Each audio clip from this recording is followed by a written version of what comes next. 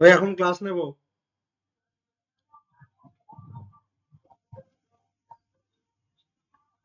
আমার ইন্টারনেট কানেকশনটা চলে গেল তোমার জন্য। এখন না, এখন রাখো।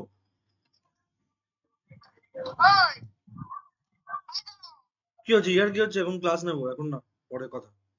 7টা থেকে। হ্যাঁ ঠিক আছে। হ্যাঁ হ্যাঁ পৌঁছে গেছি। আমি পরে কথা বলবো, 7টা থেকে 9টা অবধি ক্লাস হবে। হ্যাঁ ঠিক আছে।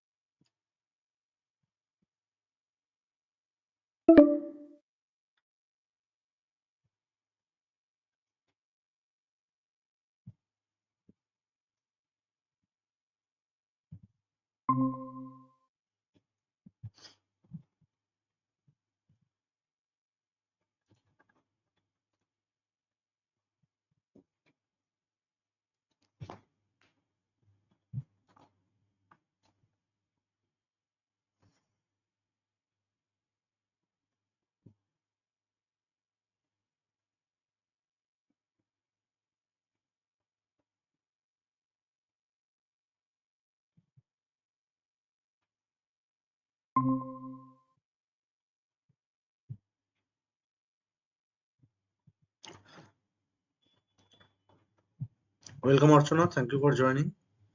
We'll start after 1 minute.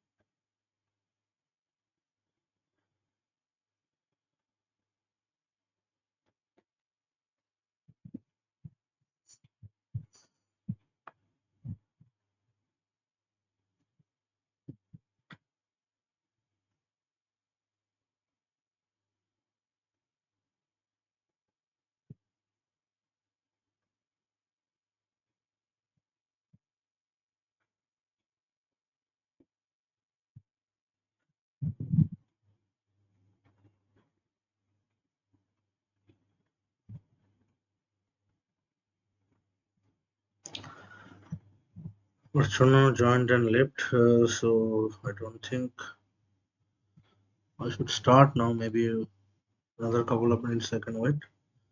Then I'll start the recording.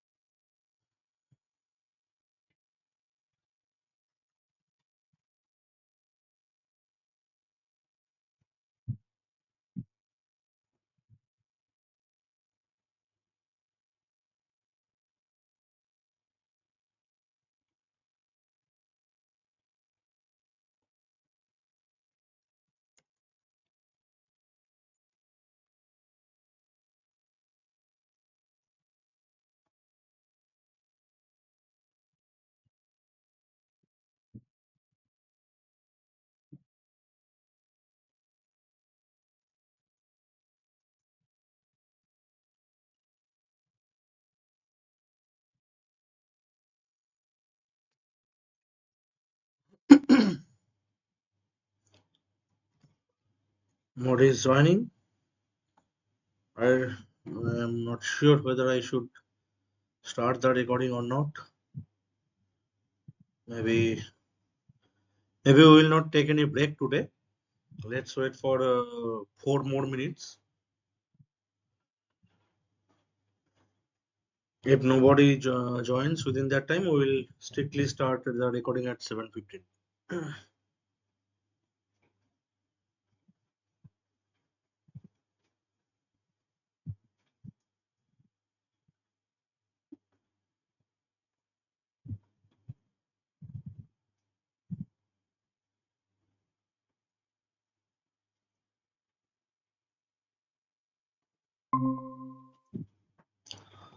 Okay, Arshana has joined. So before you actually nobody joined. So I will start with you.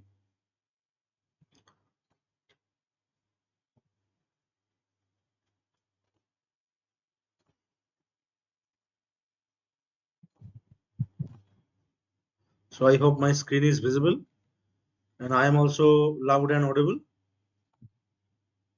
right?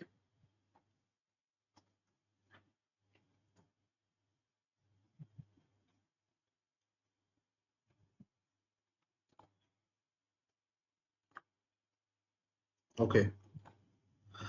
So let's start. Good evening. My name is Shutun Sadhukan. I am your facilitator for the weekly interactive session of the course code C39 offered by Dr. Bhanu Prakash Belanki, who is an environmental engineer from IIT Roorkee. The course title is Water and Wastewater Treatment, offered by NPTEL in the year 2024 event semester.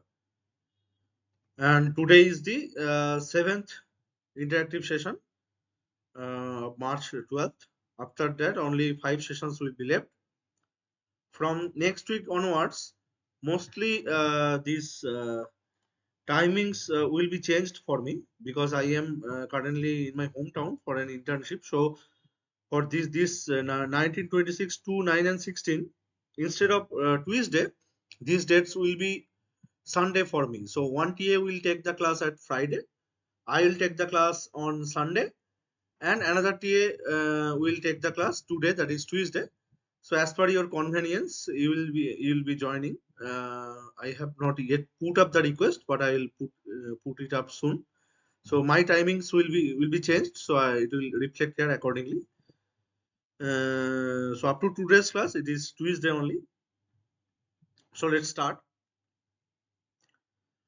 So I hope I have gone through the recorded lectures till the last week. So in the last week there was a problem, something like this. I will again repeat it for you. Not in the last week, maybe one or two classes earlier. It was a BOD related problem. The problem is something like this. An industrial outfall is releasing 4.32 million liters per day effluent to a river having flow rate of 12 meter cube per second. The background BOD level of the river is 0 and BOD in the wastewater is 12,050 milligram per liter. The permissible BOD limit in the river water is 10 milligram per liter. Where first you have to assume instantaneous mixing at the discharge point, and you have to calculate the BOD of the river water discharge at the discharge point in milligram per liter unit. And the problem statement 2 was something like this: the percentage BOD removal required for the industrial wastewater to ensure the BOD of the river water sustains within the permissible limit, that is 10 milligram per liter, even at discharge point, in percentage that you have to calculate. So the percentage BOD removal you have to calculate, and the BOD at the discharge point you have to calculate after the mixing. If uh, the BOD removal before discharge was not there, in the absence of the BOD removal, what was the BOD at the discharge point, and after treatment, I mean to maintain at the permissible limit, I mean at least at the 10 milligram per liter level, what should be the BOD removal required? These two are the question, and the solution was something like this. So given data was the effluent flow was given 0.505 meter cube per second. From million liters per day, we converted the unit. Then effluent BOD was 12,050 milligram per liter. River flow rate, which had zero BOD, its flow rate was 10 meter cube per second. And BOD at the discharge point was calculated like this way. So this 0.05 meter cube into the effluent BOD, right?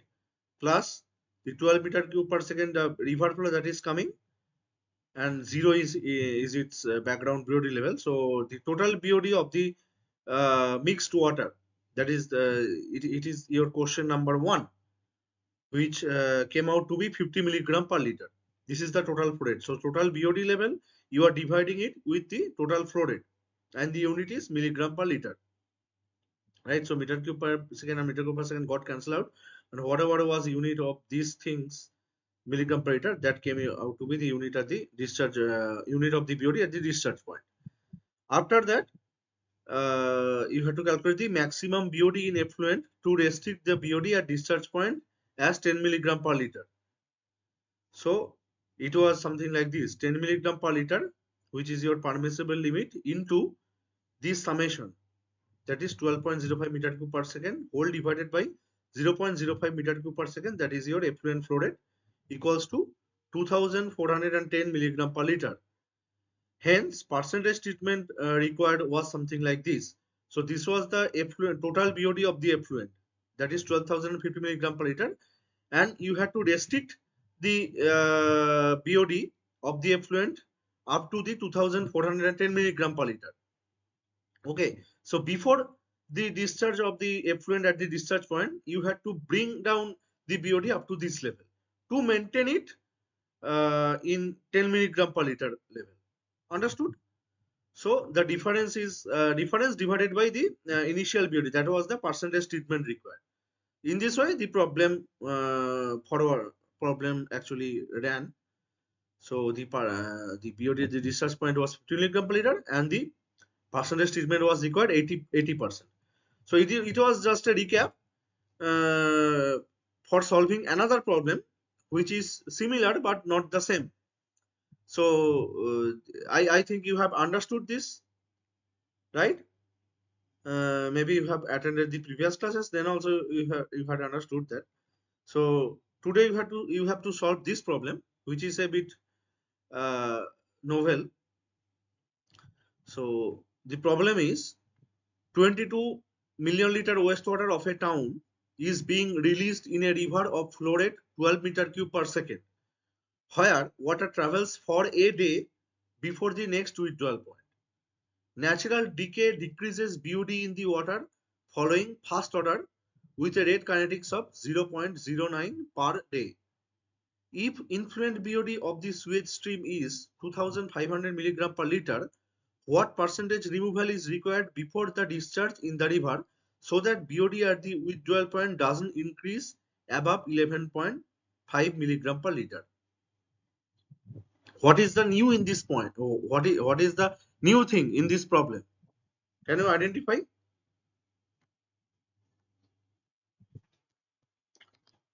The other data are almost same. So there is a, I think the river flow rate is given.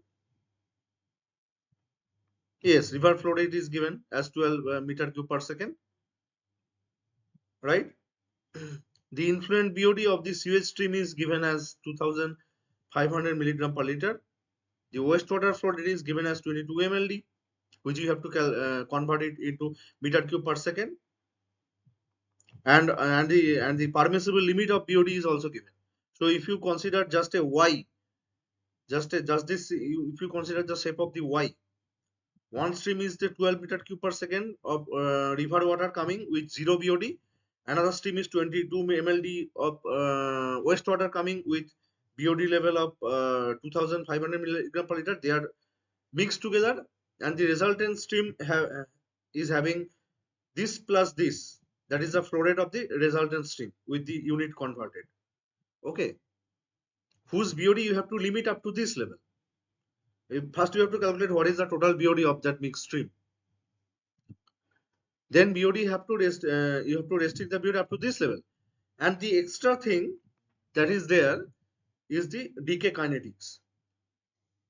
Okay, so if you just consider the leg of the y shape, just the shape of the y, then you will see that after the wastewater get mixed with the river water, it travels for 1 day, and within that 1 day the BOD naturally decreases. So there is a natural rate of decrease with the rate kinetics of with the first order decay kinetics of 0.009 per day. Okay, so there is a natural decay taking place. It was not there in our earlier problem. So considering the natural decay, actually, if the natural decay was not there, then the treatment, the percentage removal that would, I mean, that was necessary in the absence of the decay would be more than the presence of the natural decay. Do you get it? So if you consider the natural decay, then the treatment that would be required will be less than not considering the natural decay. Okay. So I think it is clear now. Can you solve it, or should I solve, or have you left? Okay, Archana has left. Okay, so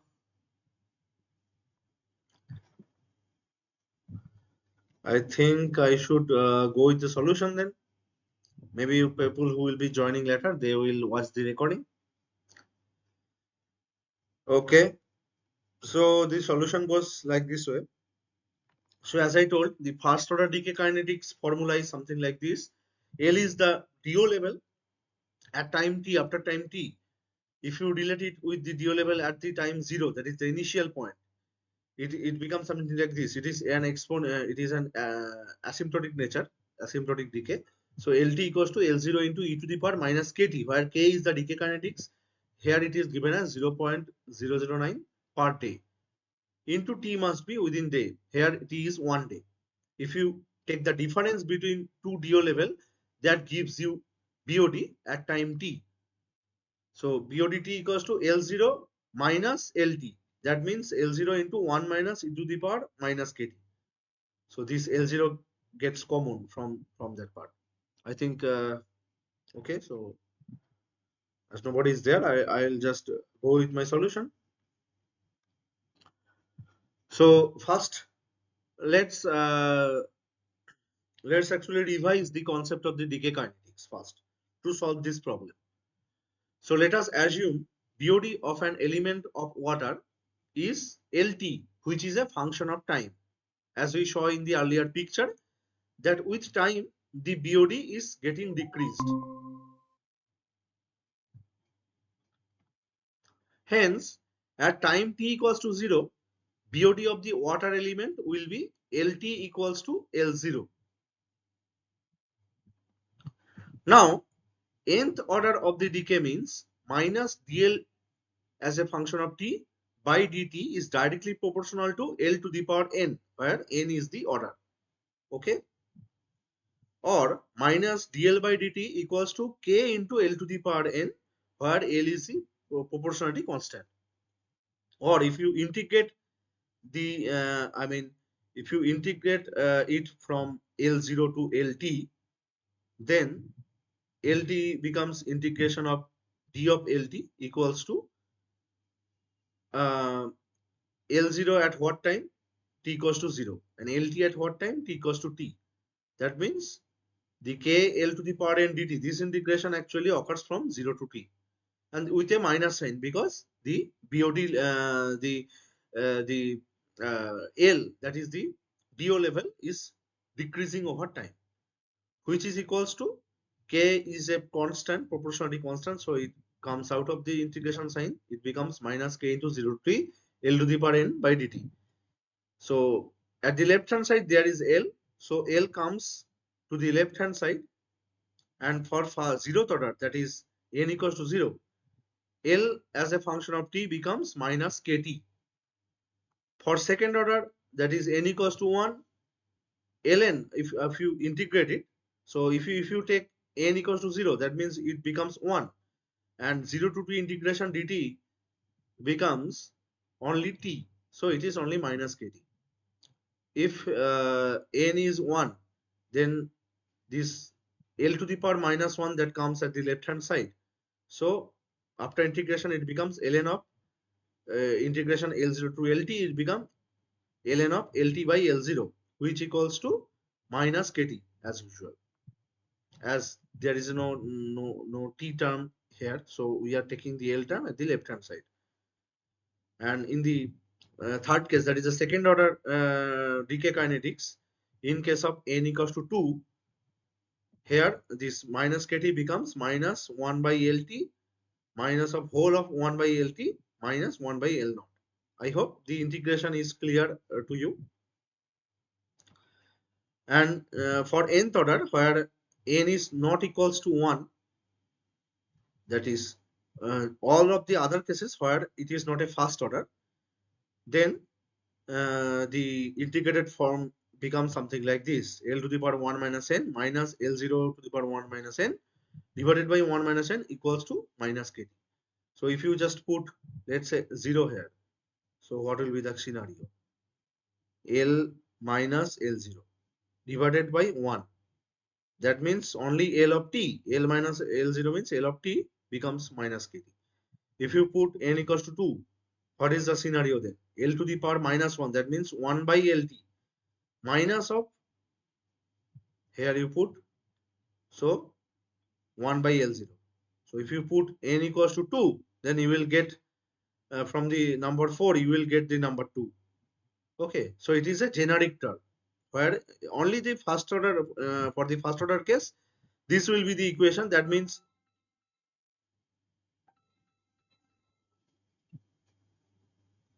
e to the power minus kt equals to Lt by L0. That means Lt equals to L naught into e to the power minus kt. I hope these integrations are clear.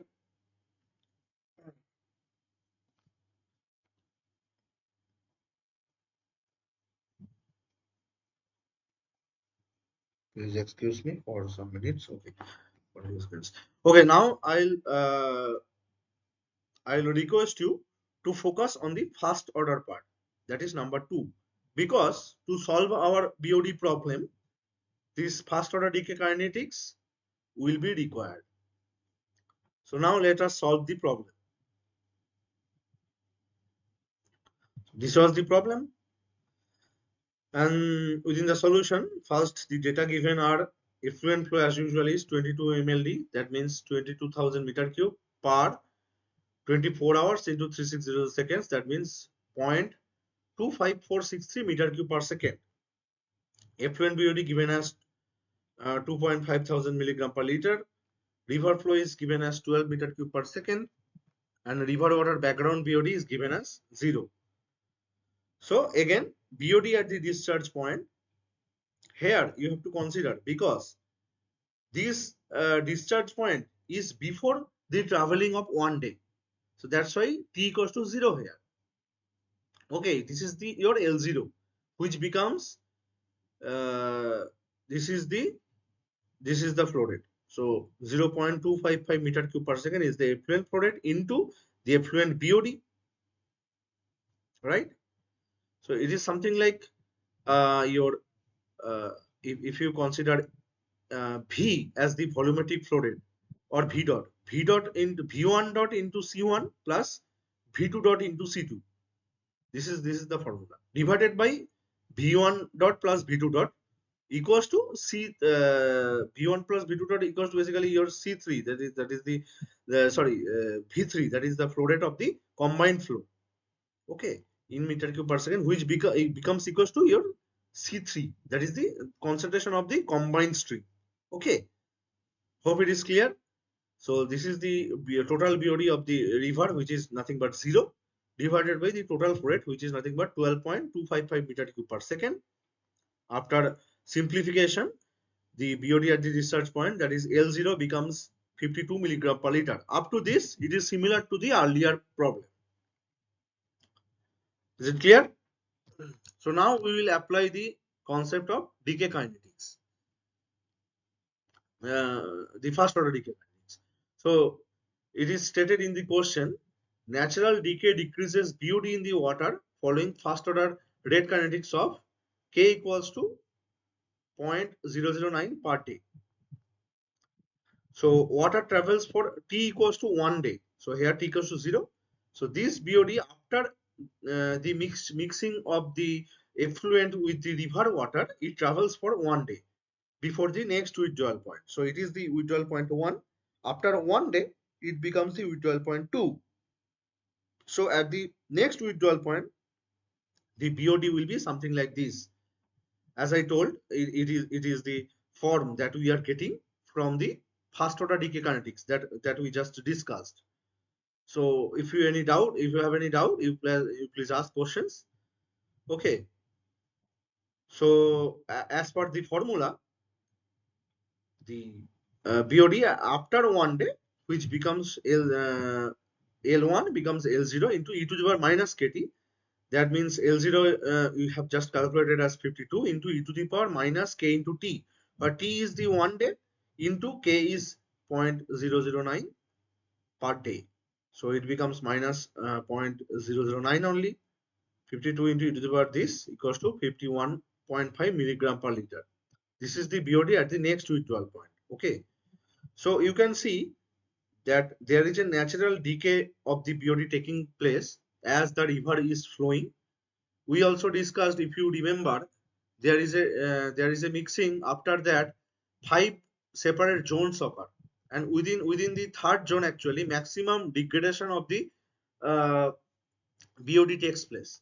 If you consider the length of the river water flow, so then you will see there are 5 zones actually we actually consider. So there is a natural decay which is 0.5 milligram per liter. So 0.5 milligram per liter is being removed naturally within the 1 day time period by the natural bacteria, that is bacteria or microbes, whatever that is present within the water.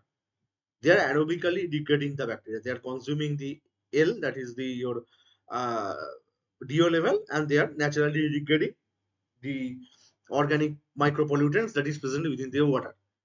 So, but this 51.5 milligram per liter is not sufficient. You have to decrease it up to what level?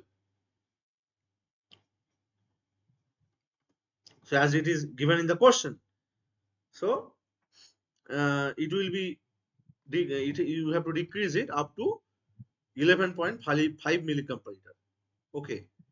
So, calculated flow of BOD at the next withdrawal point will be this one. This one you just calculated after 1 day, and this is the total flow rate.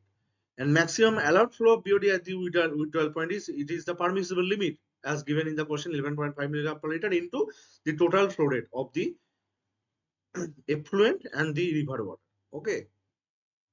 So now BOD to be treated, to restrict the BOD at withdrawal point 11.5 milligram per liter, to restrict it up to this level, the treatment is required is basically the difference between these two. So 51.5 minus 11.5 milligram per liter, that is your 40 milligram per liter into the total flow rate of the combined flow rate of the river water and the effluent. Okay. So this is the amount of the BOD that you have to treat. So total BOD to be treated with respect to the effluent is, so this is the total BOD that needs to be treated with respect to the flow rate of the combined stream, right? Excuse me. So with respect to effluent, how it will be, because you can see that the BOD that you need to treat, so the contribution, right? So what is the cause of this BOD? So river water is not the cause of the BOD, because the background BOD of the river water is 0, but the effluent that is coming out of the factory or whatever, that is the principal contributor, that is the sole contributor of this amount of BOD. So that's why the 40 milligram per liter is with respect to the combined flow rate. This 40 milligram per liter you have to convert it with respect to the effluent. Okay, so that's why the 40 remains the same, but this is the factor. So that means this is the effluent flow rate in meter cube per second, and this is the river water flow rate, and you convert it into in terms of the effluent flow rate. So if you just consider the effluent flow rate, that is a 0.255 meter cube per second. So this is the amount of BOD you need to treat before the discharge. I hope it is clear. Before the discharge at the first discharge point. Then only in the second withdrawal point, after traveling 1 day, the BOD will be this. Okay. So I hope this concept is clear. If you have any doubt, you can ask to repeat. Okay, Archana has left. So I'll continue. So hence the percentage treatment required is 100 into this 1925 milligram per liter whole divided by 2500 milligram per liter, which was the initial BOD of the effluent. This is the treatment amount and this is the initial amount. So the treatment percentage is into 100%, that is 77%. For the same thing, our previous question gave the result as 80%. So this 0.3, this 3% less you have to treat because of the natural decay that is taking place within the river water. I hope it is clear. Okay, for whosoever will be watching the recording later, so they can ask the question in the forum. They can raise the question if they have while watching the recording. If they have doubt, they can ask the question in the forum, or otherwise they can ask in my next session, which will probably be conducted from the Sunday next week. Okay. So now let's continue. So Archana, if you have doubt, you can still ask question. No issues if you have not understood it. Please unmute yourself,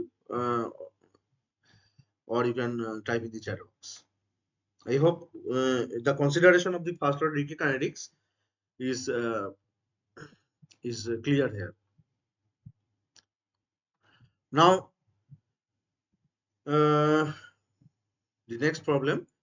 The census data of a village Akbarpur of district Moradabad, Uttar Pradesh is given as, the year is given as 1971, 1981, 1991, 2001 and 2011. I think these are the data after a decade of gap, after decades of gaps, right?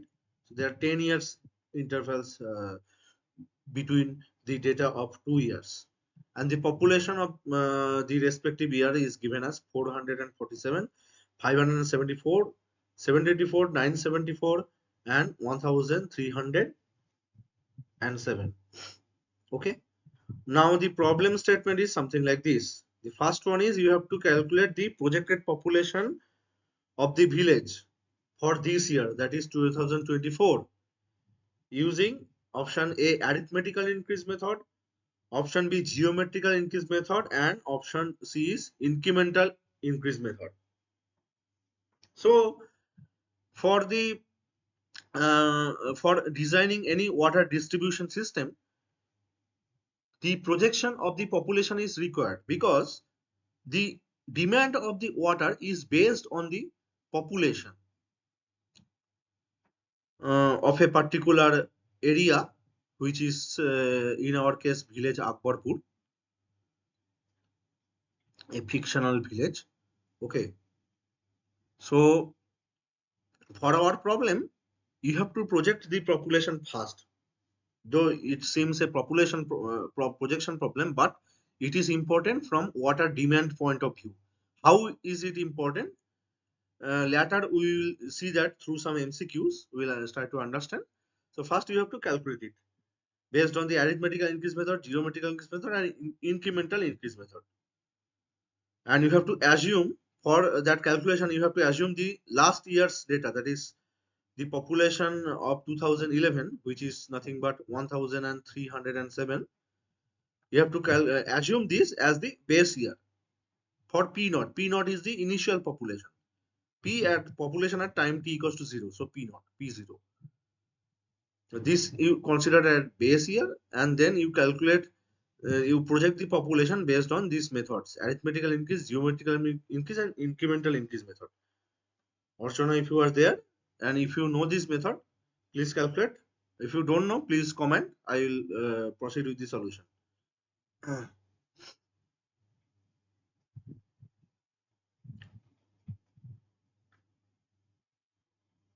Arithmetical increase method is something like your, if you have solved up to 10th level, there is, or if you are preparing for any government banking exam or something, there is, in arithmetic there is something called simple interest and compound interest. So the arithmetical increase method is kind of simple interest method, and geometrical increase method is something like compound interest method.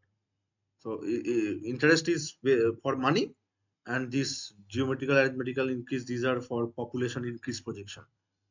And incremental increase is something different. So if you at least know these first two methods, you please comment and calculate accordingly. If you don't know, then please that also please write. I'll proceed with the solution.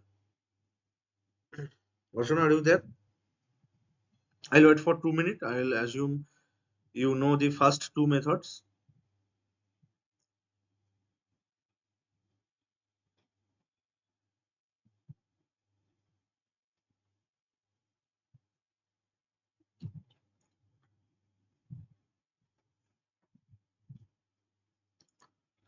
For the next class, mostly I will be taking in Sunday. I'm not sure if the NPTEL team approves. Otherwise, I will not be taking. I am not sure. So if you get the email and you have friends who are attending NPT this course, please ask them to join on Sunday. If you don't have any friends who are attending this course, then also okay. They will be attending the recording, or they can attend the session of the other TAs also. Okay. Are you calculating for the arithmetical increase and geometrical increase method? Population projection. Nobody else has joined the class today. So I'll give the attendance as 1. So there is no hard and fast rule for those who will be watching the recording later. It is always encourageable to attend the live sessions, but even if you are not attending, try to watch the recording or at least go through the PPTs. So if you have any problem with your assignments or later with the exam, then it is the right time for it to get clarified. I will wait for 1 more minute, then I will proceed with the solution. If you know the solution, you can, if you have calculated it, you just type in the chat box. Otherwise, I will move with my solution.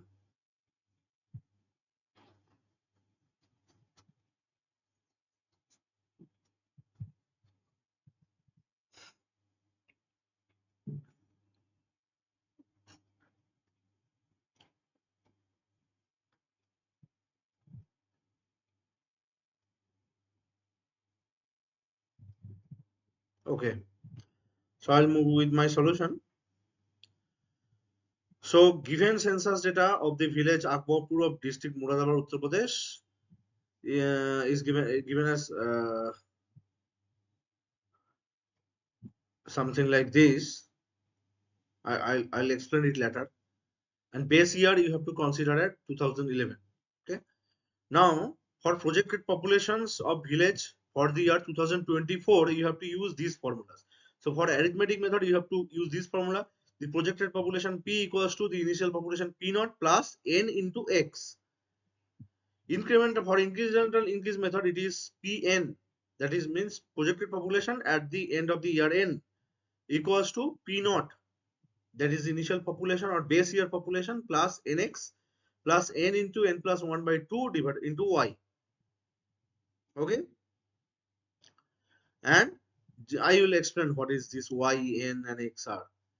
And for geometric increase method, you have to use this formula. That is Pn equals to P naught into 1 plus R by 100 to the power N. Now for arithmetic method, what is this P naught? I hope you can understand it.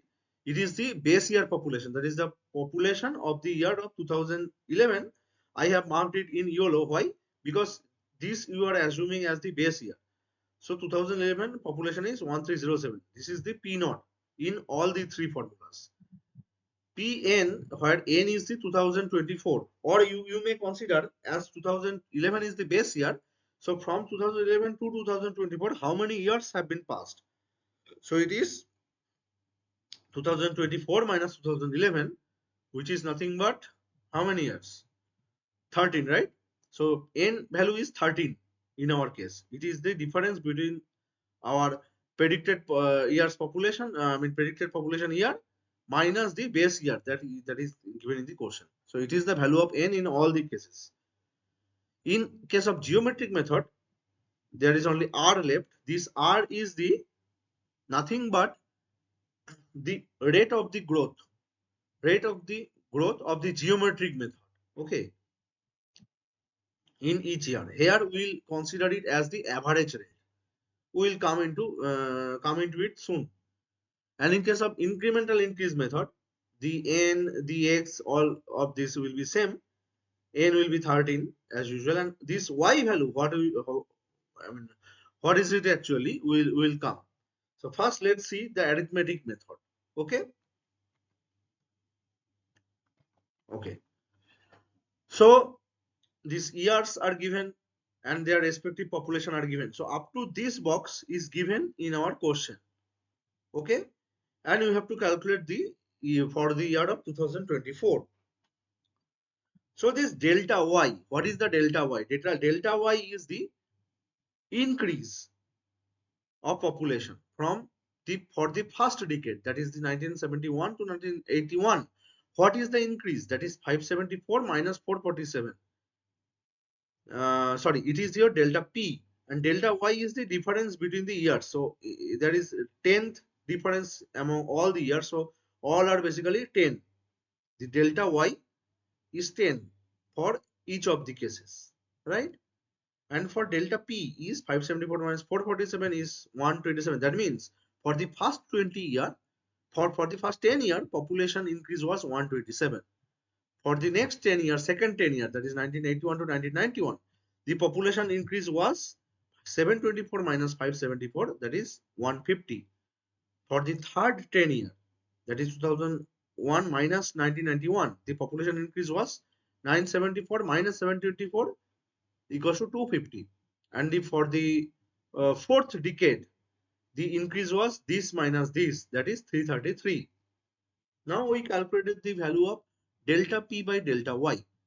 That is, for the first 10 years, this was the total population increase. That means for the first 10 years, per year population increase was average 12.7. This by this. For the second decade, per year population increase was 15. For the third decade, the per year population increase was 250 divided by 10, that is delta p by delta y equals to 25. And for the fourth decade, the per year increase was 33.3. Now, the x that is needed uh, for the arithmetic projection is nothing but the average of the all the past data. That is, the average growth x per year is the average of all the delta p by delta y. That is there for the all the past 4 decades. So you can, as you can think, you can see here. So this data delta p is the 10 year 10 year 10 year period, and this is the per year for the first 10 year, this is the per year for the second 10 year, this is the per year for the third 10 year, and this is the per year for the fourth 10 year.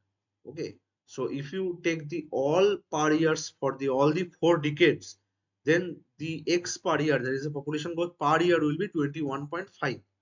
Now you can see that from 2011 to 2024 there is 13 years have been passed, right? So you are just multiplying this 21.5 into 13 and adding it with the base year population, that is 2020 2011's population is p naught, which is nothing but 1307. So 1307 plus 13 into 21.5, which as the population cannot be in fraction, so you have to take it in round figure, which became nothing but 1587. So don't focus on the last row now. We are only focusing up to this row. Okay. So I hope up to this table it is clear to you. How the arithmetic method n value I have discussed. So this is the your question is 2024 and base year is given as 2011. So the difference is your the value of n, and x is something you are calculating based on the past year's data. It is your nothing but average growth per year. Okay, which came out to be nothing but 21.5 into 13 plus 1307 is 1587. It is your the answer of the first question. Okay. I hope it is clear. If any doubt, please ask. Okay. So now we will focus on the geometric method. Geometric method means where we need the value of r, right?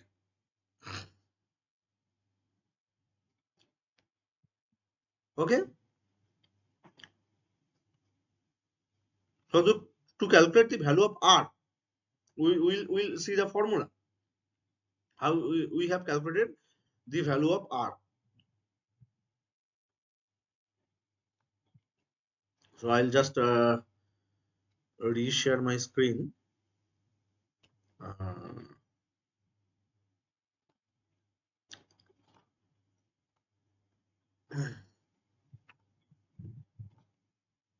okay. So I hope my screen is visible to you again. Hmm.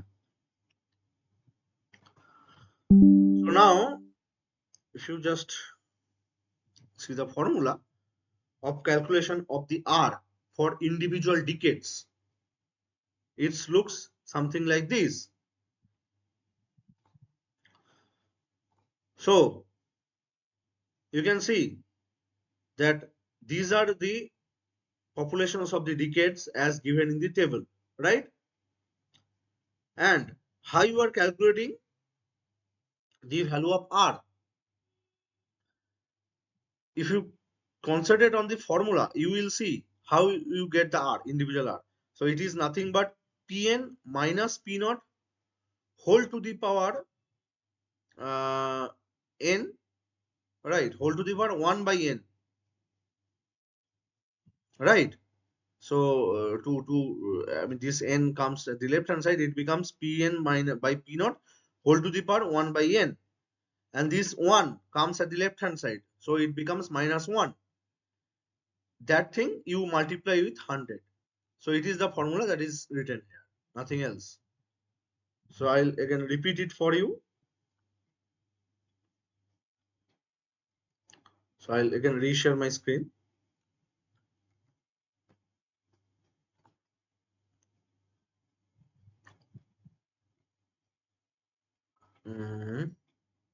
Yes.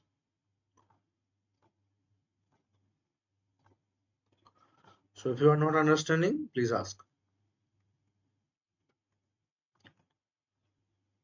All right. So how the R has been calculated? Let's again repeat it. So this table is given to you, right? So for individual decades, that means for 1971 to 1981, you consider P naught to be the population of 1971 and Pn to be population of the 1981. Then you take n value as 10. Okay. So in this way, see all the data are known.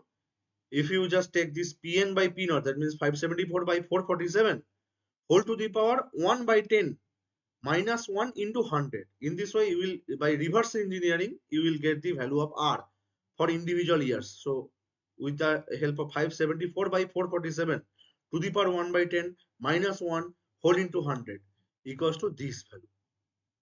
If you take these two values, that means 724 divided by 574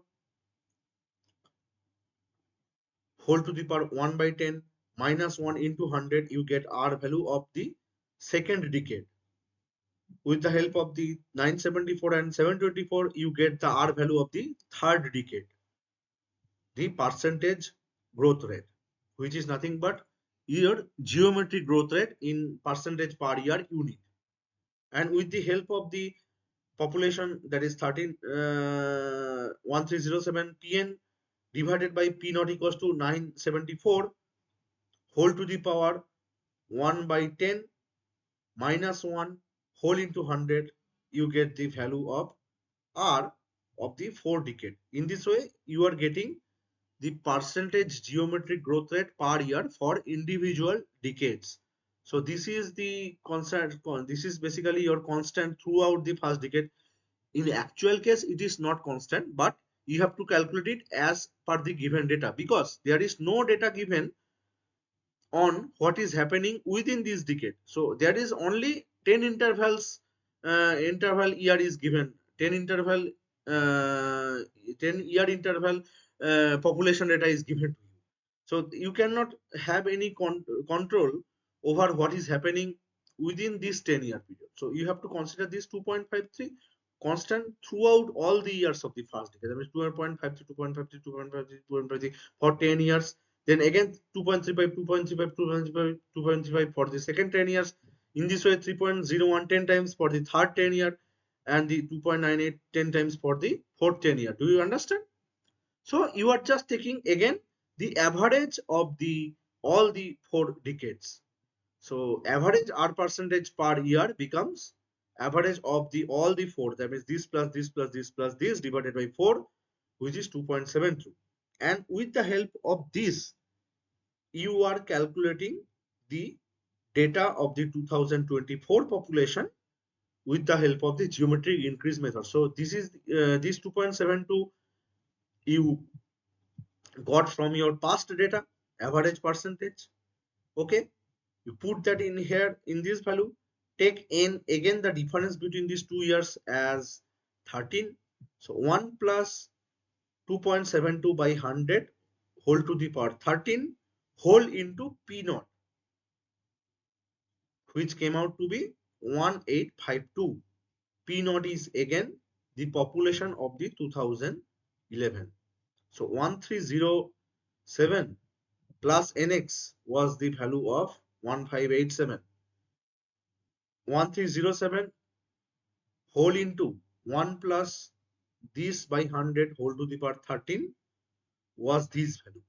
You can see the predicted value of geometric increase method is more than the predicted value of the arithmetic increase method, similar to your compound interest and simple interest problems. So where the compound interest, the uh, total amount, capital plus whatever interest you got, the total amount in case of compound interest was more than the simple interest. In case of population, similar thing.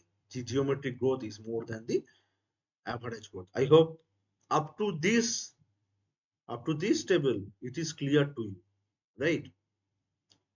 The average, the arithmetic method, the projected population at the year 2024 based on the arithmetic method and based on the geometric method. I think it is clear to you, right? We are considering base year as 2011. That means n value is 224 minus 2011 equals to 13 for both the cases. In the third case, incremental increase method also n value will be 13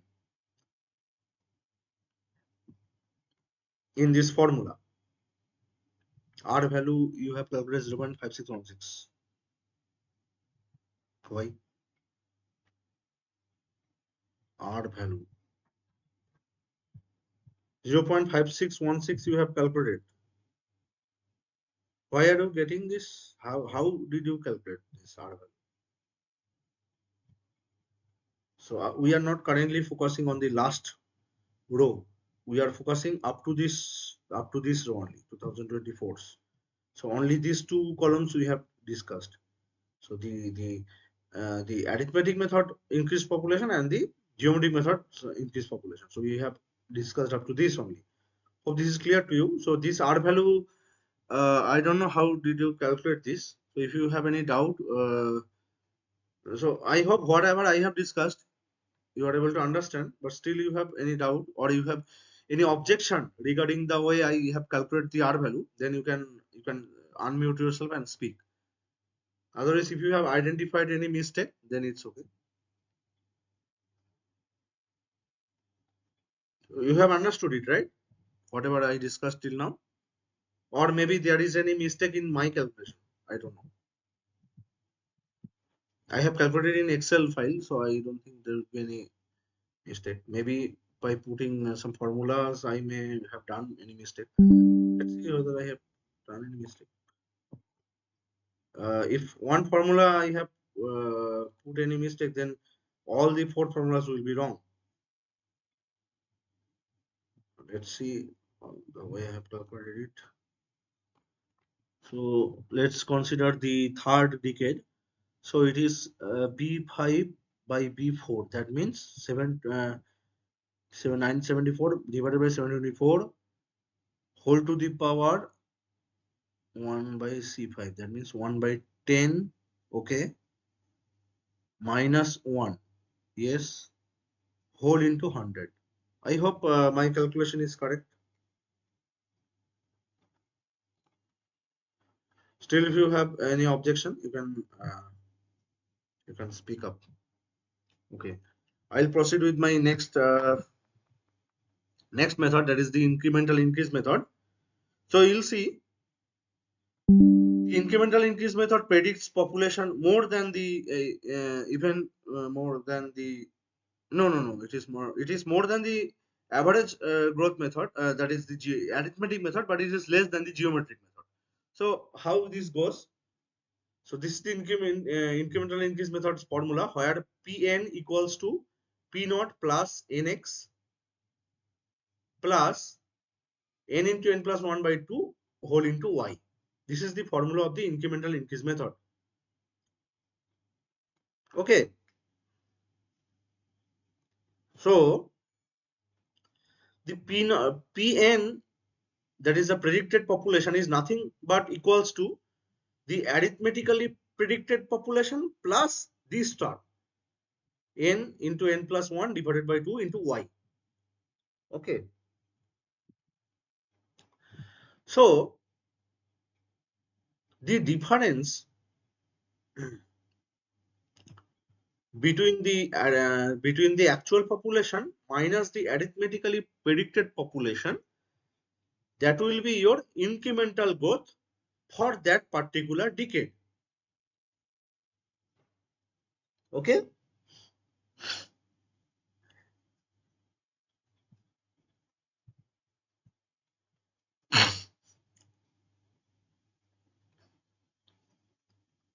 I hope you understood how you are getting the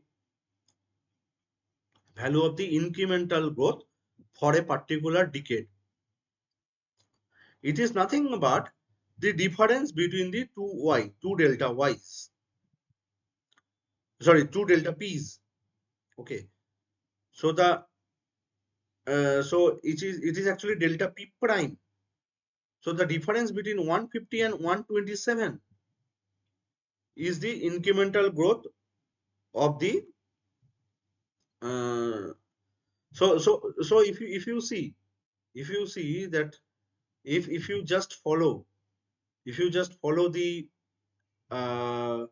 that is the arithmetically predicted population, if you see there is 1971, 1981 and 1991, right? So you see, so this x, if you consider n value as 10, the x remains the same, right? So if you consider this 12.7 to be the x for the second decade also, then the increment that will happen in the second decade, that will be nothing but 127, right? But you see, in actual case, after the third decade, the population is 150. That means for the after the second decade. So this interval is the first decade. This interval is the second decade. This interval is the third decade. This interval is the fourth decade. So you can see. So there is an increment in the arithmetic prediction, right? What is the increment? 150 minus 127, which is nothing but 23. It is the incremental growth of the at the end of the second decade. So if you just project the first decade data into the second decade, the total population would be 574 plus 127, which is less than the second 724 in how much amount? 23. Okay. Again, if you consider this value, that is 1991, you can see from the 1981 to 1991, there is an increase. There is an nx value of 150. So if this value, with the help of this value, the population is projected for 2001 also, then what would be the population? 724 plus 150 equals to what it would be there? Less than 974, right?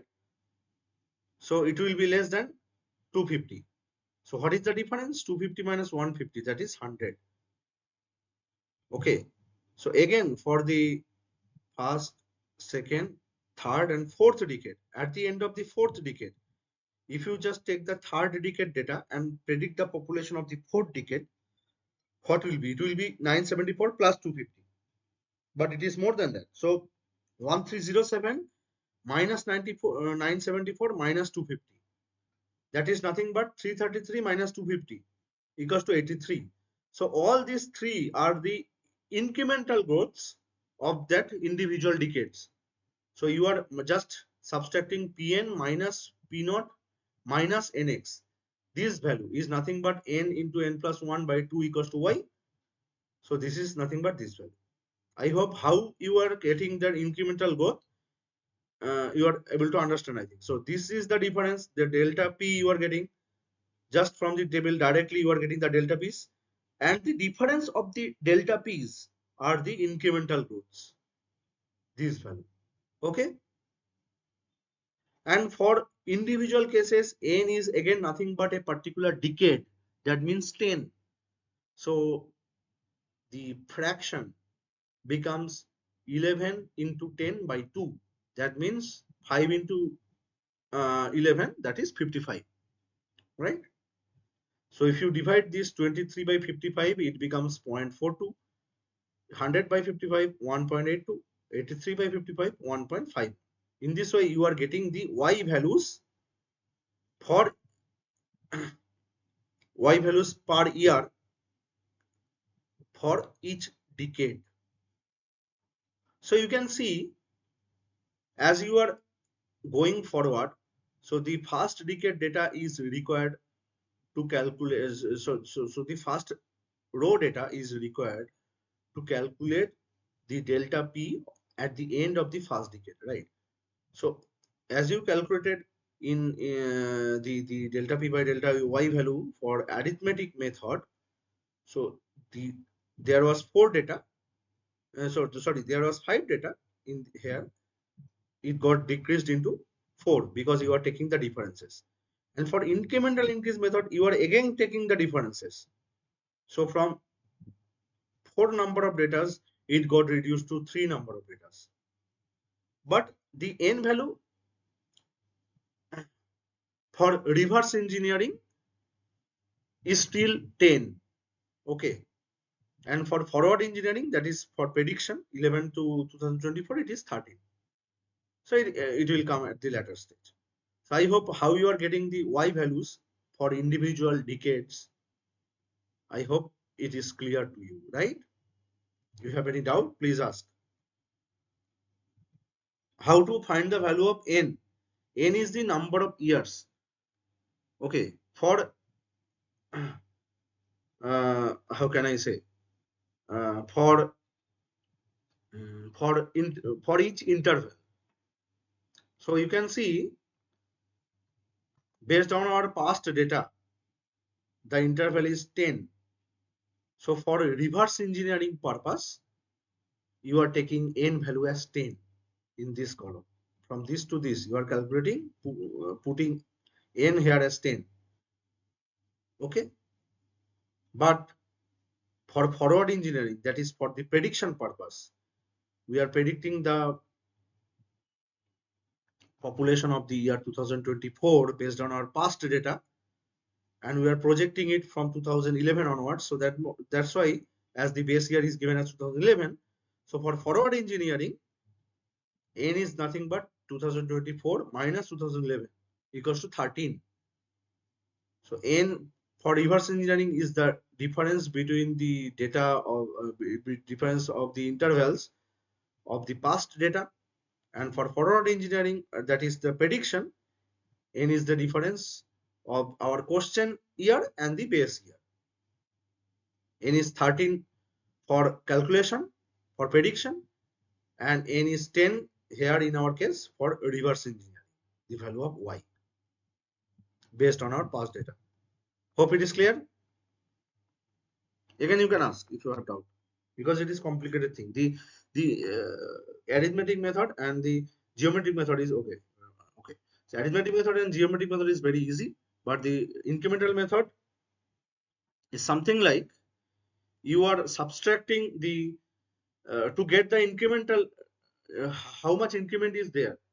So for calculating the increments, you need the value of the delta p. So first interval you just got calculated there from 5, it reduced to 4, and there are again intervals, right, from among these 4. So there are 3 intervals. So the difference between the delta p's are basically the incremental growths, that is n into n plus 1 by 2 into y. So for this incremental growths, again you are taking the value of n as 10, and you are reverse engineering, you are calculating the y as 0.42, 1.82 and 1.51 for the end of second decade, third decade and fourth decade. At the end of first decade, you will not get any incremental growth. Why? Because there is no zeroth decade, is data is not for the 1961. You have not given any data. If for 1961 there was a data, you could have calculated uh, the y value of before 0.42. You could have calculated. Okay, so it is something like that. It is a you are calculating the intervals again. For the intervals, you are again calculating the intervals, that is the incremental growth, and you are dividing it with putting n value as 10, because the question, the interval is given as 10. Let's see, let's I mean, if here let's say the interval is not 10. Okay, so for the first interval it is, let's say, 5. Then you put, while calculating the value of y, you put 5 here and divide it with this term. Okay, and then if let's say this interval, this year interval is, n is nothing but the interval of the year. Okay, and the x is the interval, x is nothing but the interval of the population. So x is the population, n is the year, population per year, basically delta population per year, something delta, that depends on the formula. R is the percentage increase, n is always the time interval, time, here time is the year. Okay, so now as you have calculated the y value per year for each decade, second decade onwards, second, third and fourth, you are taking the average of the y values as 1.25. Remember one thing, when you are calculating the value of geometry, value of r in case of geometric method, you are taking n as 10, right? Because this is the interval, this is the interval, this is the interval. But you may mistakenly take n as 20 here. Don't make that mistake. Whatever delta y is there in the first place, that will be your n. Okay, this is capital Y, this is small y. So you also please don't confuse between these two. So while calculating the value of y, this delta only, this delta y will be your n only for your this reverse engineering in case of geometric increase method also, and in case of incremental increase method also. In both the cases, don't mistake it to be you are thinking, let's see, there are 2 intervals, right? At the end of 2 intervals you are getting this data. So please don't take please don't mistakenly take it as 20. No, you are just utilizing the first decade data to calculate the data of the second decade. So it is second decades only, at the end of second decade, not first and second decade together. You are just utilizing this data. So you are 150 minus 127, but you are calculating it for this interval only, not for this interval total. Okay, so you please take n as 10 only here. Here 10. In other cases there may be other delta y may be there. Okay, so n value will be 10 only here, here. Whatever the difference is there, these difference only will be your n. Okay, but after taking the average as 1.25 and putting this average 1.25 in this formula again, then you take this n value as 13 years. That is 2024 minus the base year. If the base year they have told it is 2001, then it will be 23 years. If they have told that take this as the base year, then it will be 2024 minus 1974. It will be your n when you forward engineering. That means you are backward engineering for calculating the constant value of the formula, and you are forward engineering it to project the data of the 2024 based on the past data. Okay, past data you are calculating, the formula constants you are calculating based on reverse engineering, but you are forward engineering it based on the difference between the projection year and the base year. So n value is 13 in this case. So you put 1.25 here, n value as 13, that means 13.14, 7 into 13, whatever is there, this constant value plus the arithmetically predicted error, that is 1587, plus this constant value, putting 1.25 and n equals to 13, you get as 1700, which is nothing but in between the average growth and the geometric growth. Okay. So I should have shown a graph here to understand how it is increasing based on different methods. That anyways, so hope up to this level it is clear to you, right?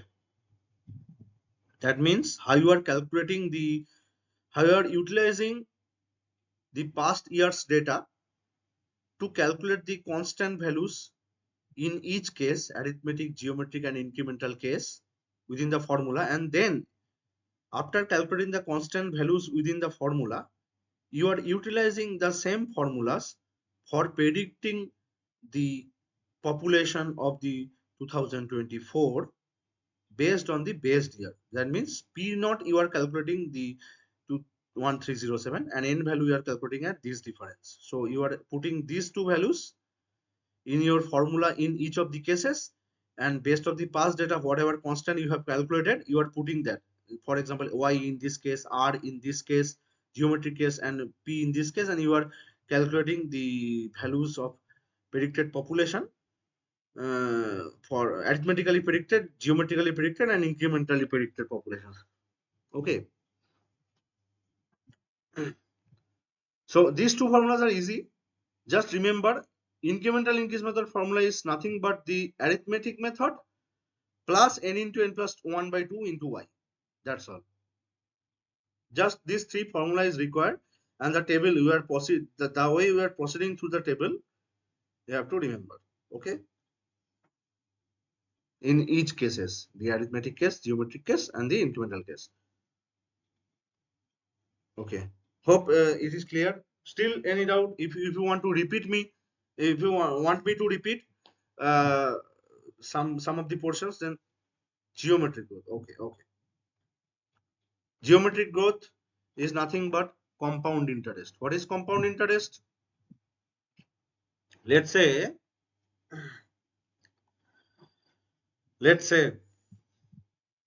it is told to you that you have a bank balance at the year of 1971 of 447 rupees. After 10 years, that is 1981, your bank balance have become 574. After 10 years, that is 1991, your bank balance is 724 rupees. After again 10 years, your bank balance is 974 rupees, and again after 10 years, that is 2011, your bank balance is 1307 rupees. So the rate of increase is not constant. Why? Because see, in after each 5 years there is a change of the government, and the revision rate, that is the rate of interest the bank is providing, it is also varying. So r is not constant throughout the decades. So there is a particular constant rate of constant for the first decade, there is a particular rate of constant for the second decade, there is a particular rate of constant for the third decade, there is a particular r for the fourth decade. So Pn, where n equals to 10 years, equals to P naught at the beginning of that 10 year whole into 1 plus r of that 10 year divided by 100 whole to the power n, that is 10 years. This is the formula of compound interest. Simple. So it is the R value of the first decade, it is the R value of the second decade, R value of the third decade, R value of the fourth decade. So R is varying, that's why the increased value is also varying. So we have to calculate what is the R value of individual decades. Okay. For that reason, to calculate the R value for the first decade, you take Pn as 574, P naught as 447. You take the ratio of that two, that is 574 divided by 447. P1, P naught came into this side, Pn by P naught whole equals to 1 plus R of first decade by 100 whole to the power 10 years. So this 10 year again came into this side. That means the ratio Pn by P naught whole to the power 1 by 10 equals to 1 plus R by 100. Okay. Then R by 100 means that whole to the power 10 minus 1. This 1 also came this side. And then ultimately to get value of R, you are multiplying with 100. That means there is an equation of 1, 2, 3, 4 unknowns. You know the value of 1, 2, 3 unknowns. You get the value of the fourth unknown R for each decade. Let's say for third decade, what is your N? N is 10. What is your P naught for the third decade? Your P naught of the P naught is your population of the 1991. So 724 is your P naught. PN is 1307. Sorry, 724. PN is 974. So you take the ratio of these two. Okay. Whole to the power 1 by 10 minus 1 into 100. That is your value of the R of the third decade. Okay. 3.01. So in this way, for the second decade, your Pn is 724, P naught is 574, N is 10. You get the value of R as 2.35. In this way, for fourth decade also, your Pn is 1307, P naught is 974. You get the rate of interest as 2.98. These are the different rate of interest for different decades. The rate of interest has been revised. Okay. You take the average of these all four. This is your R 2.72 average R, with which you are going to predict the bank balance of your account at the end of 2024, which is nothing but this is the brace year 1307. Okay. The delta Y is 13. That means N value is 13.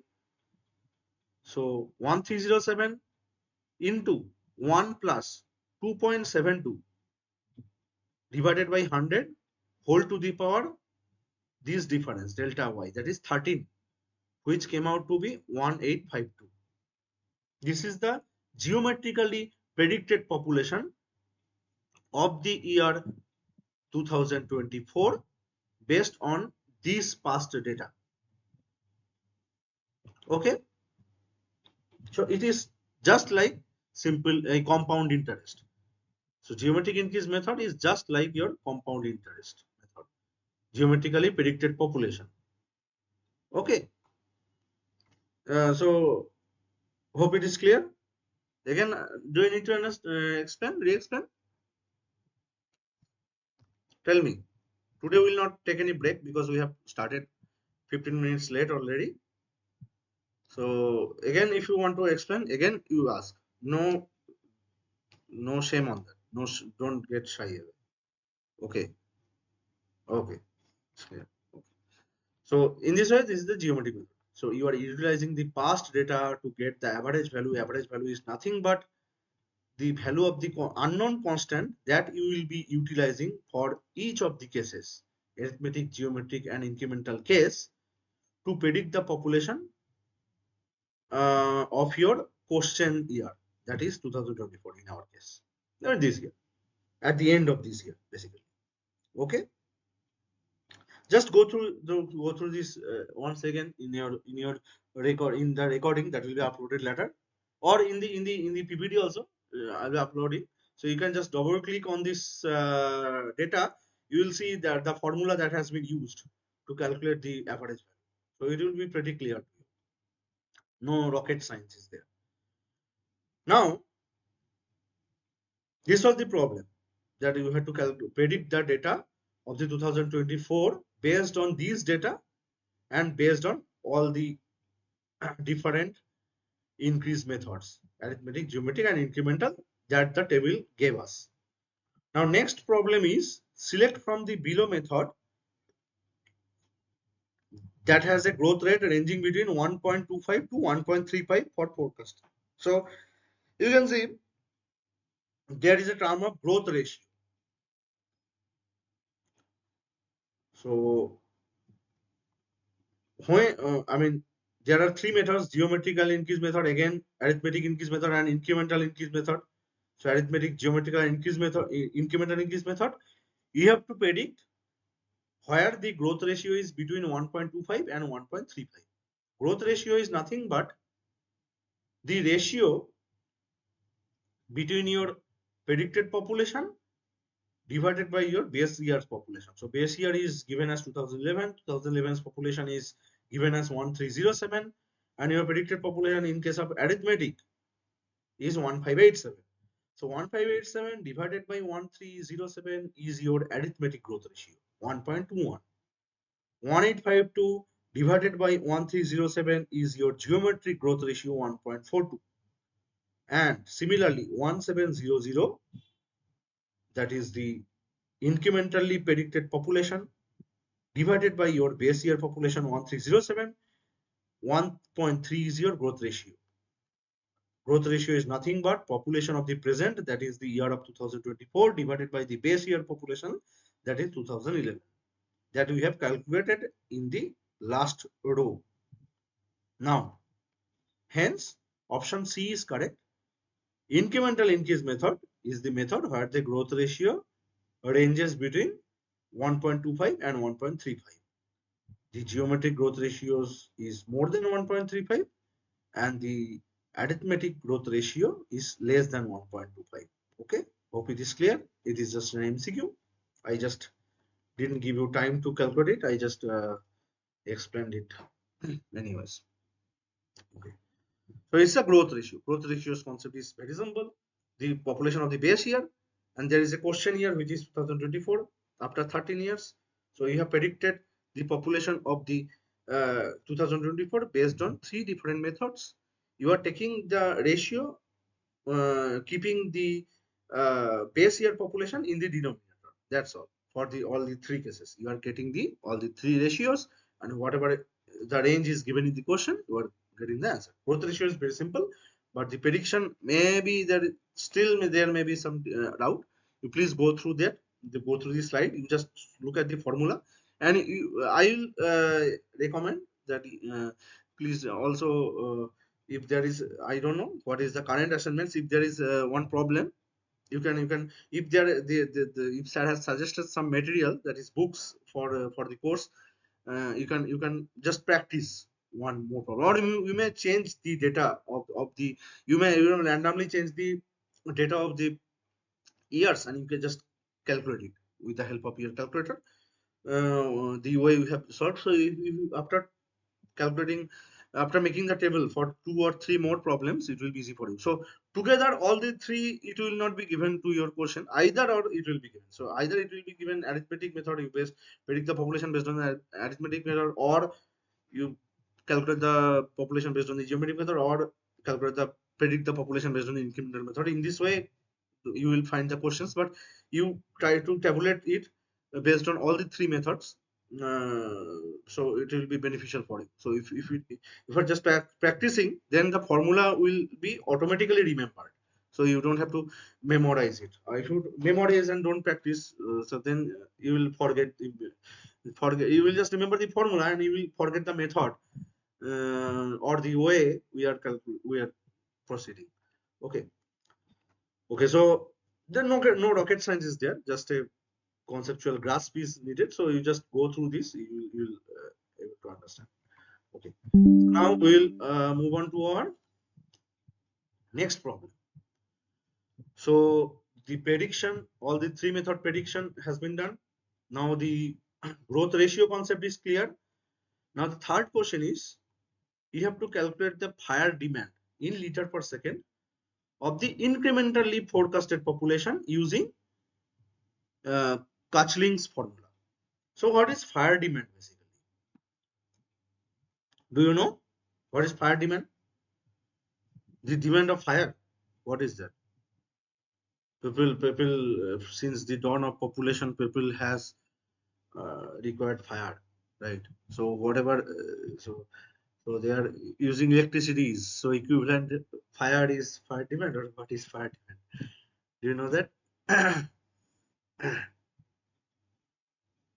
So you have predicted the population. It is an water course. So this fire demand has something to do with water, right? Okay. So you have got this data of individual growth ratios and individually predicted populations. Now, the firefighting water demand is nothing but in short termed as the fire demand. That means, you see, there are increased number of population, there is increased number of electrical wiring. So there is an increased number of short circuiting. There is an increased number of fire hazards, right? So the more the population, the more the dense the population is. If you go to any rural area, there is a big what is called as there are big your cultivation uh, fields are there. So per unit area, the population is very less. People living at there, so their activity is also less.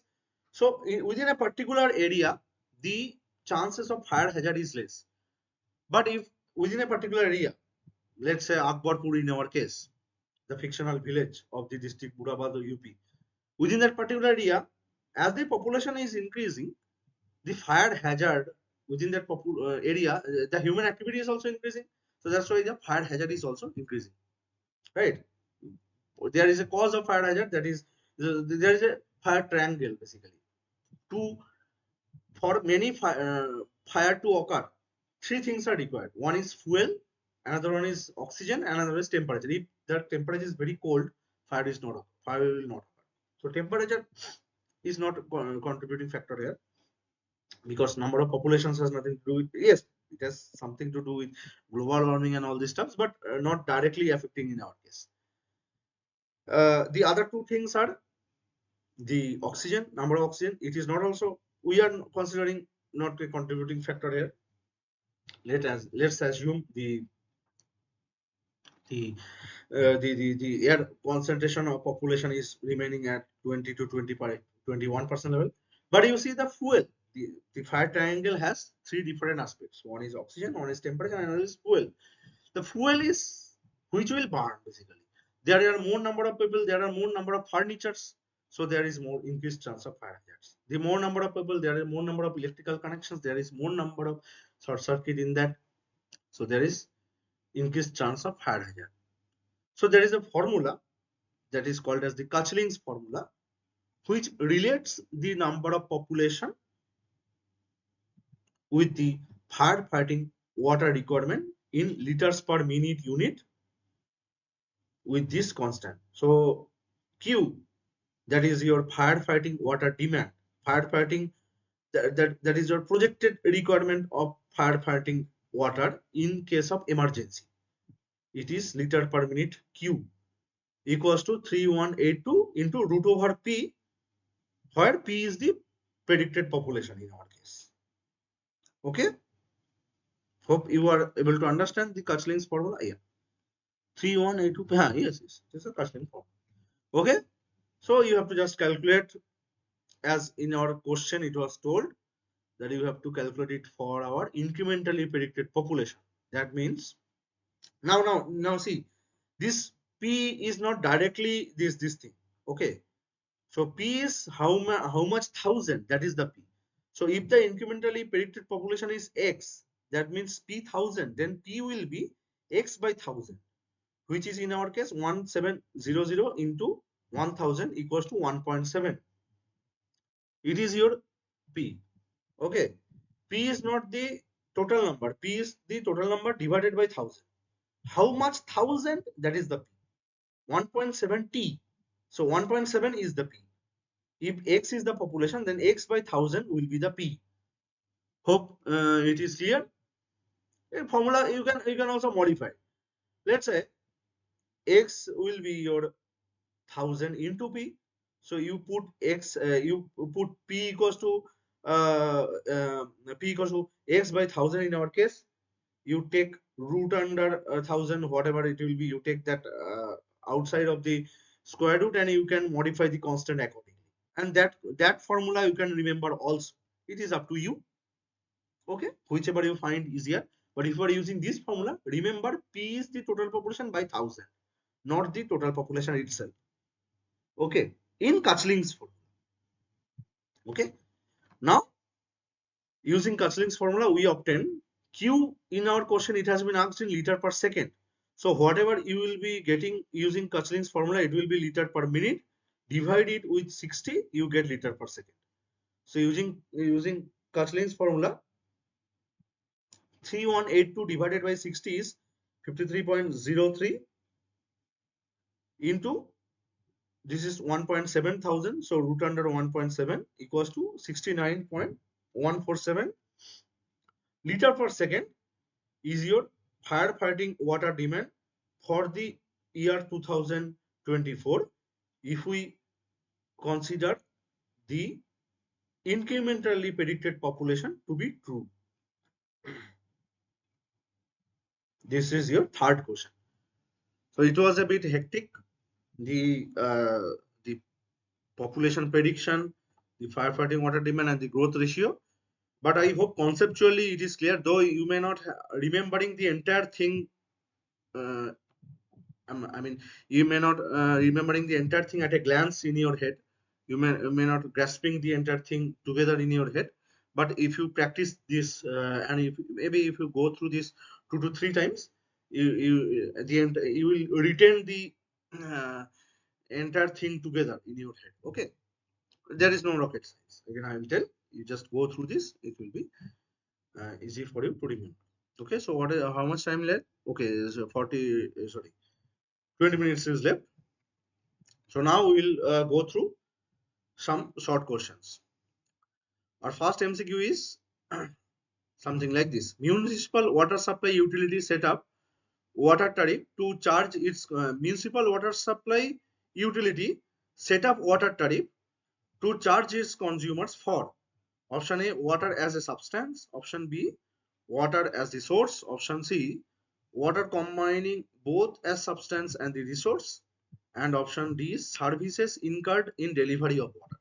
So if there is a municipal corporation and there are consumers who are utilizing the water supplied by that municipal corporation, in many cases the municipal corporation charges its consumer uh, for the water supply. The charges that they set for their consumer is termed as the water tariff.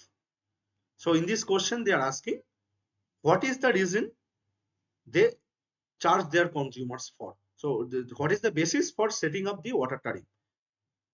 So the consumers are utilizing the water in various forms. They may utilize the water as a substance, they may utilize the water as a resource. So they are utilizing the water in all the form. But what is the form for which the municipality is setting up the water tariff? So that is the question they are asking.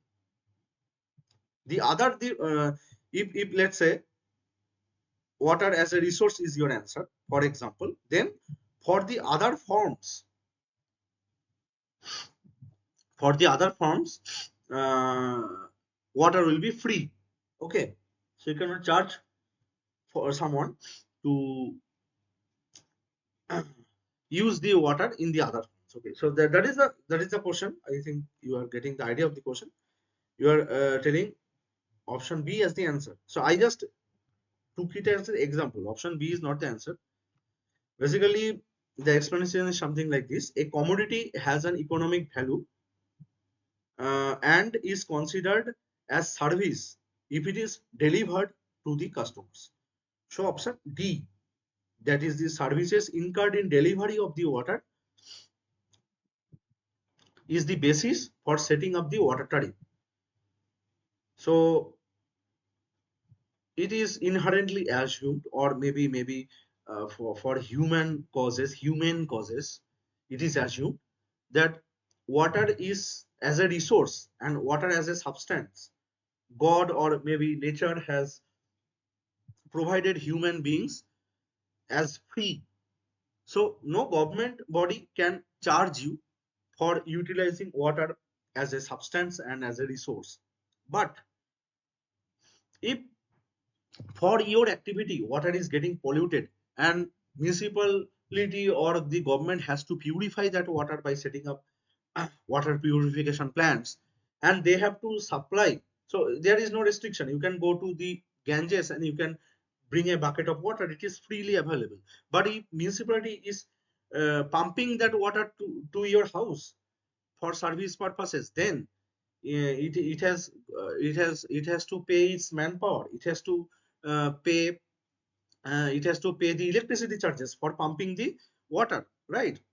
So that is the cost that is required for the, that is associated for the delivery of the water from the source to your house. So that service actually acts as the basis for the uh, for the setting up of the water tariff by the municipality for its consumers. Hope it is clear. Okay. Now next you have to identify the correct statements from the below statement. Option 1 is water audit refers to the accounting of water considering inputs, outputs and losses. Option B is water audit also considers accounting of money in water utilities covering income, expenditure, interests and taxes. Option 3 is zeta potential is the electric potential between the shear plane and the bulk solution. There are three statements. The first two statements are based on water audit, what water audit basically means, and the third uh, statement is relevant for the coagulation process, right? It is a pre-treatment process, I think. So for the coagulation process, zeta potential is an important parameter. What zeta potential basically means, it is regarding the third question. So you have to identify which one of the following statements are correct and which one is wrong. I'll wait for 1 minute.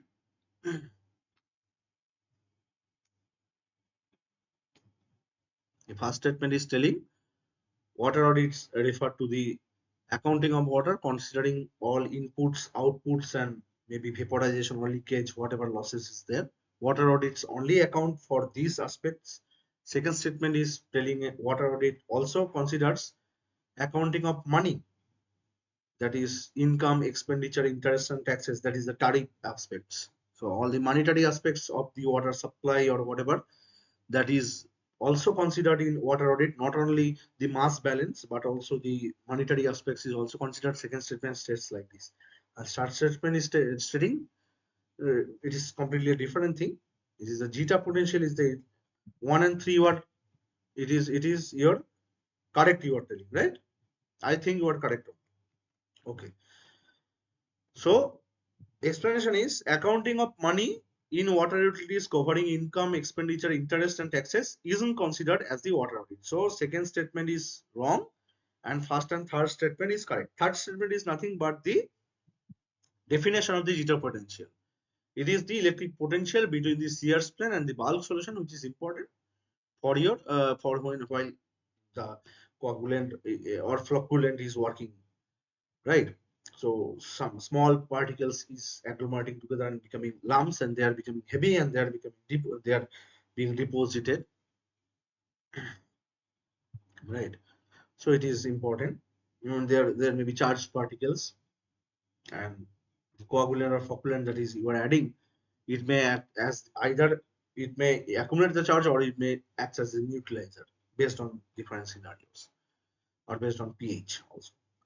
So 1 and 3 are correct as you have correctly said, and 2 is wrong. So monetary aspect is not considered for water audit. Okay. So now the next MCQ. The value derived from the existence of resource at a location is considered under direct use value, indirect use value, non-use value, option value. So see, water, there may be some aquifer present in a particular region, right?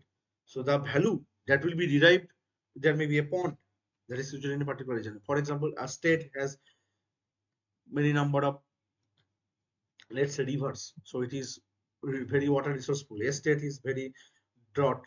I mean, the drought is happening in a large quantity in a state. There is not many rivers in a particular state, so its value in terms of the water resource is less.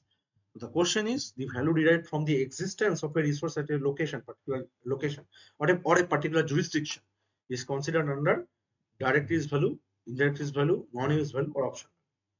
That's the thing they were telling us option B. Let's see. So explanation is existence of a resource at a particular location, but not brought into use is of non-use value. So option C is correct.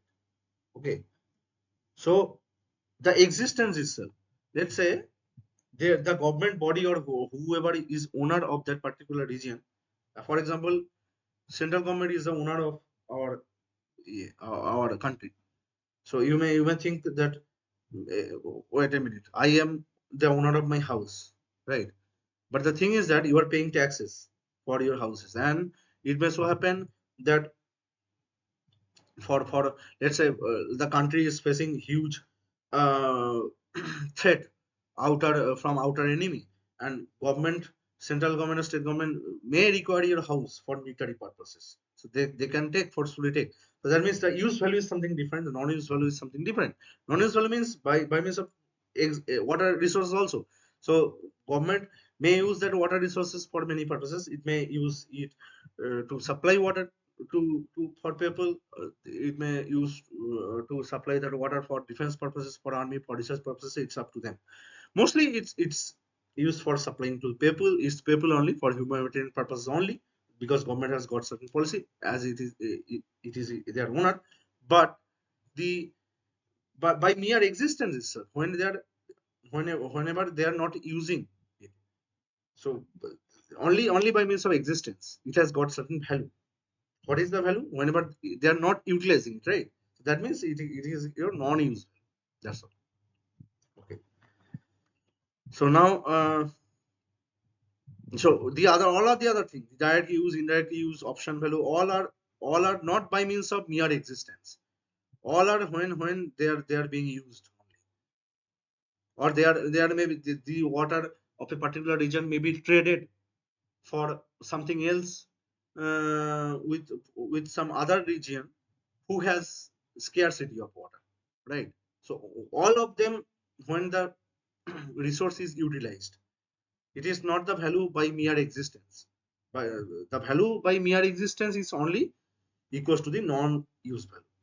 Okay. So next is MSQ, that is multiple select question. More than one answer may or may not be correct. So you have to select the right characteristics of coagulant for coagulation. Option A, non-toxic at working doses. Option B, should be having a high charge density. Option C, should be having a low charge density. Option D, insoluble in neutral pH range. And option E is insoluble in neutral pH range. Sorry, one is soluble and another is insoluble. One is high charge density and another is low charge density. And one is non-toxic at working doses. So B and C, you can see together it cannot be correct, and D and E together it cannot be correct. So for B and C, it should be either or, and D or E also it should be either. Okay, and A you think about whether it should be correct or not.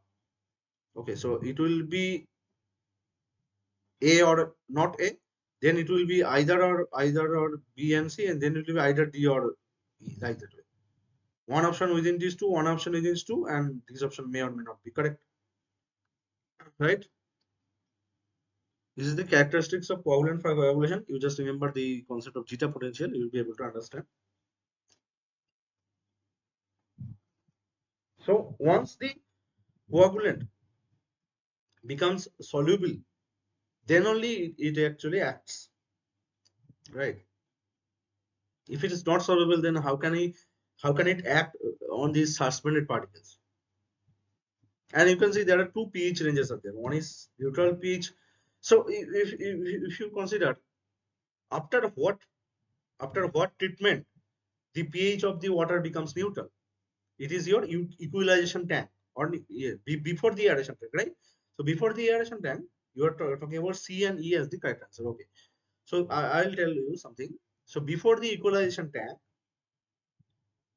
the pH may not be neutral because you are utilizing the equalization tank to make the pH neutral for subsequent processes. Because after that, the water will come into the aeration tank where the bacteria and microbes are present, who are comfortable with the neutral pH range, right? So neutral pH, but the coagulation and pretreatment processes, it actually acts when the pH is non-neutral.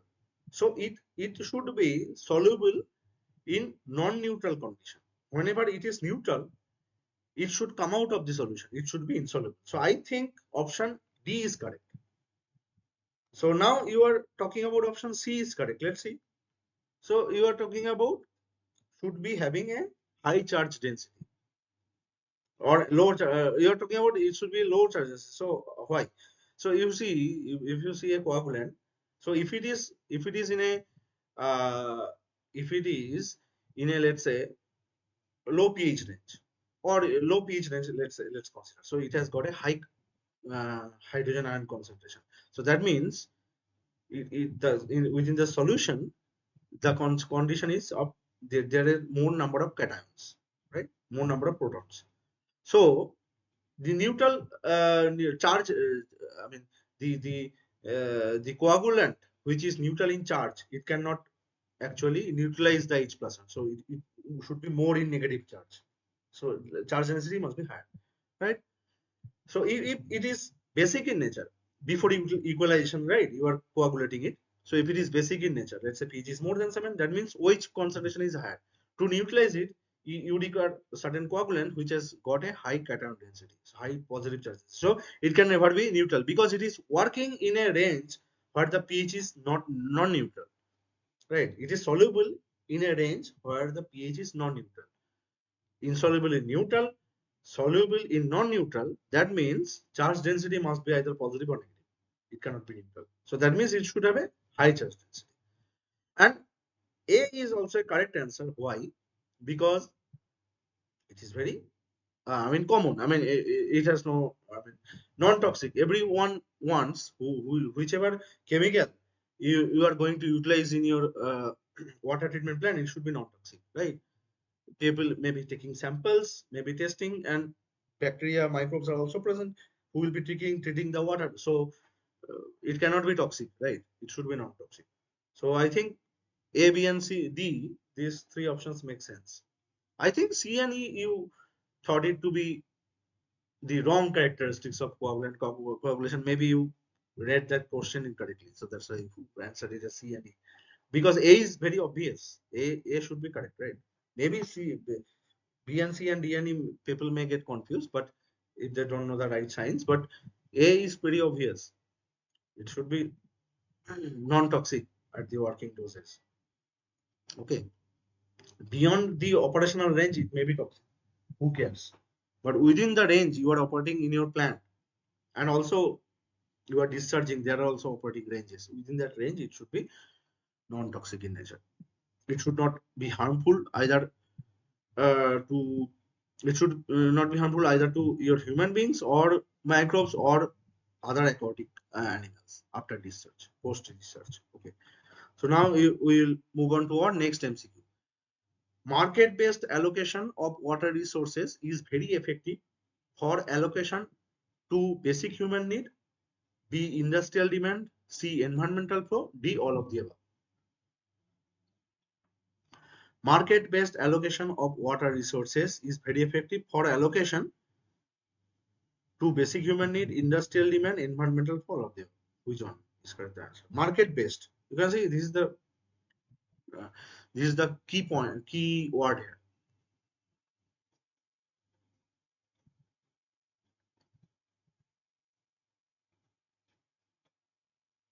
When do you allocate the water resources? Based on the market.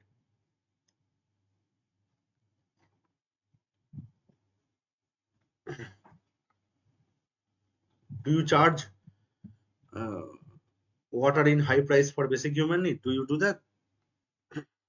Or for environmental reason, if you have to maintain the environment, do you charge water for that?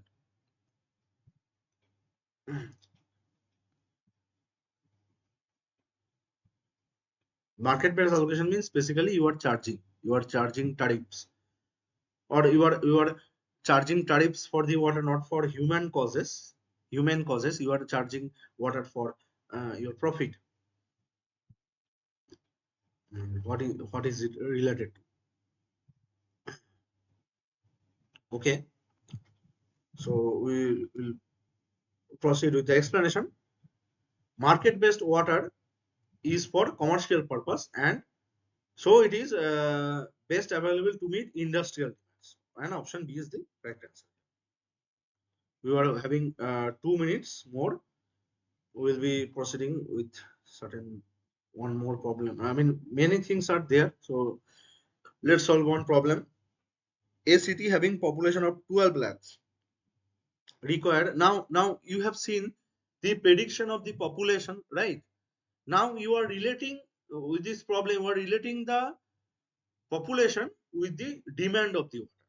Okay, so now in this problem they are telling that a city having population of 12 lakhs require 180 megaliters per day water, or million liters per day water. If the required water demand is met through 24 hours pumping, the average rate of pumping water from the source would be option A 42.24 meter cube per second, option B 2.08 meter cube per second, option C 0.18 meter cube per second, and option D is 18,000 meter cube per second.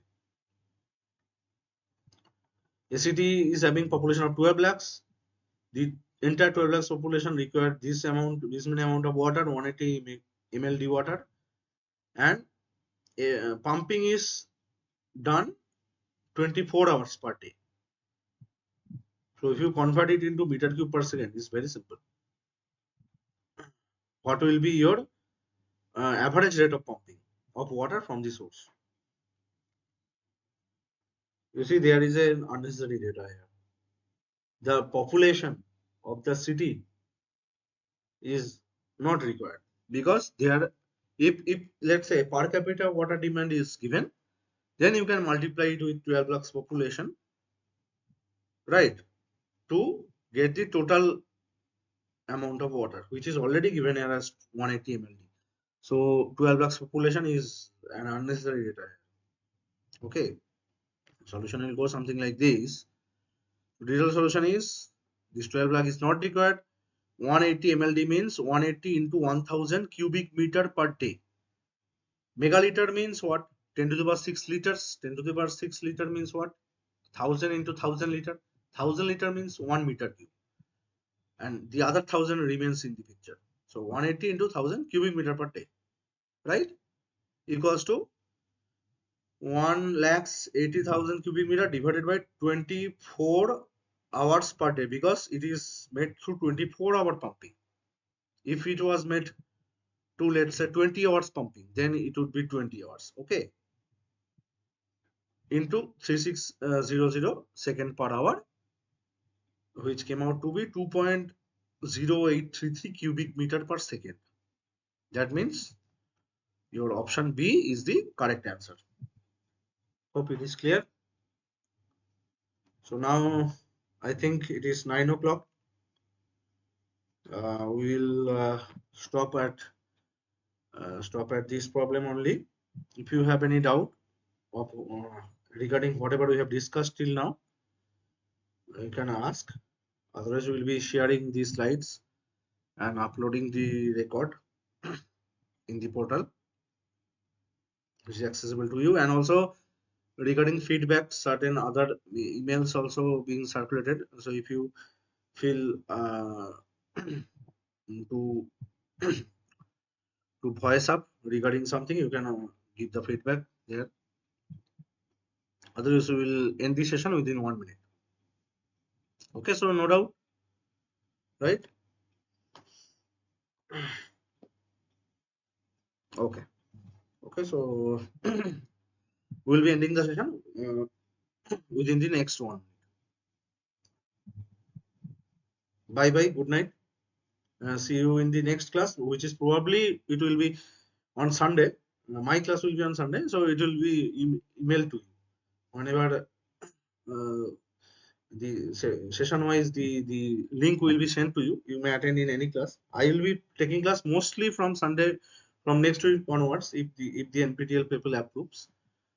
Otherwise, I have to think that, because I am currently in an internship which will be ending on 7 p.m. in every working day. So I cannot take classes from Tuesday next week onwards.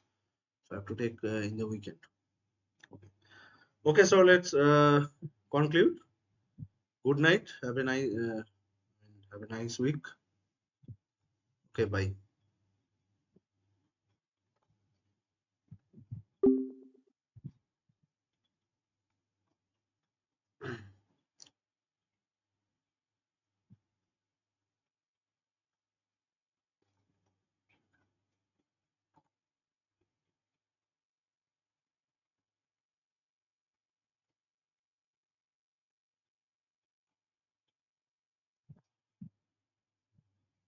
Hmm.